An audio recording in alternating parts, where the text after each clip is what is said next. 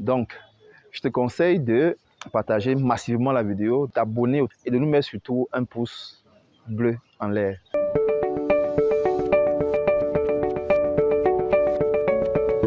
Comment éviter que ton forage ne soit pollué?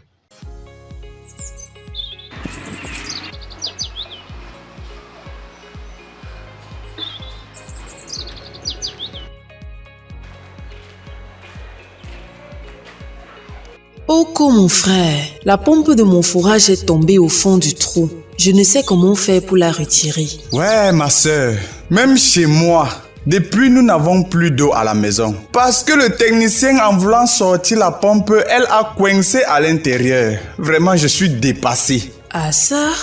Et comment allons-nous faire? Contactez Eau Pure pour tous en Afrique. Nous avons la solution révolutionnaire grâce à la combinaison de notre vidéo caméra d'injection de forage et un outil d'extraction de dernière génération. Nous vous apportons satisfaction à coup sûr où que vous soyez en Afrique. Pour plus d'informations, contactez-nous dès maintenant au plus 237 695 87 38 62 ou par WhatsApp plus 237 654 32 18 49. Eau Pure pour tous en Afrique, nous donnons de l'eau, nous donnons la vie. Nous donnons la vie. Aujourd'hui, c'est un grand jour. Pourquoi c'est un grand jour? Parce que celle qui m'a mis au monde et qui est passée dans la pièce d'à côté a fait 19 ans sous terre. Donc je voudrais la rendre hommage à Madame Pelao Louise. C'était une dame de fer. Pour ceux qui ne l'ont pas connue, je sais que ce n'était pas quelqu'un de public, mais c'est une dame qui a marqué ma vie. Puisque lorsqu'elle partait, j'étais en classe de première et je pense que je devais avoir autour de 18 ans, 19 ans. Elle a marqué ma vie et elle a marqué la vie de ma famille. Je me devrais de lui rendre cet hommage-là parce que sans elle, je suis convaincu que je ne serais pas où je suis aujourd'hui. Je me rappelle d'une phrase qu'elle aimait souvent utiliser, c'est « Au lieu que tu me dépasses, mieux je te tue ». Comme pour dire « Tu vas marcher comme je veux ». C'était ça, la militaire. Tu vas marcher comme j'ai dit et tu vas réussir ta vie. Je rends cet hommage-là à mon maman. Je me devais de le faire.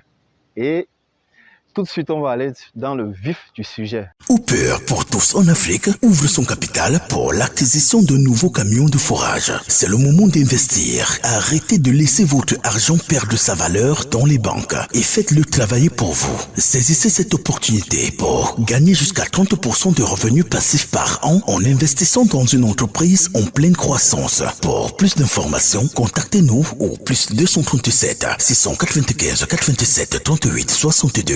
WhatsApp 654 32 18 49 ou encore prenez directement vos actions sur www.investaupurepourtous.com. Investir dans le forage d'eau, c'est sauver des vies. Je ne sais pas pourquoi plusieurs personnes ou bien plusieurs prestataires dans le secteur du forage d'eau sont toujours en train de négliger ce côté d'assurer la protection du forage. Assurer la protection du forage dans ce sens d'éviter que les eaux usées s'infiltrent dans le forage. Je veux faire allusion à l'étanchéité.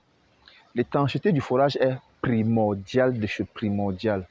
Cependant, les gens négligent ce côté-là. On ne devrait pas négliger ce côté. Parce que une fois que le forage est réalisé, vous savez, lorsqu'on a fait le trou, ensuite on a capté l'eau avec les tubages bleus, on a versé le massif filtrant. À ce moment-là, intervient l'étanchéité du forage. C'est à ce moment qu'intervient l'étanchéité du forage. Mes amis, il faut exiger cela à l'entreprise prestataire à qui vous avez confié l'exécution de cet ouvrage-là. Parce que quoi? Vous suivez déjà le numéro 1. Vous suivez déjà Eau Pure pour tous.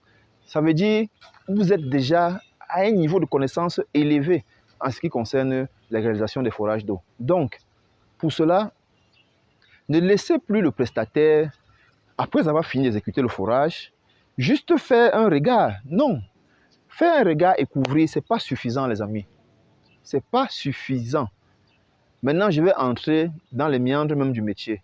Il y a deux manières d'assurer la protection contre les pollutions des eaux usées venant de la surface de votre forage. La première manière, c'est ce qu'on appelle vulgairement la segmentation. Après avoir versé le massif filtrant, le prestataire, l'entreprise de forage, peut utiliser du ciment. Le ciment, quoi. Donc, le ciment mélangé avec le sable, même s'il n'y a pas de gravier, et il va couler. Il va réaliser un coulis tout autour de la tête du puits.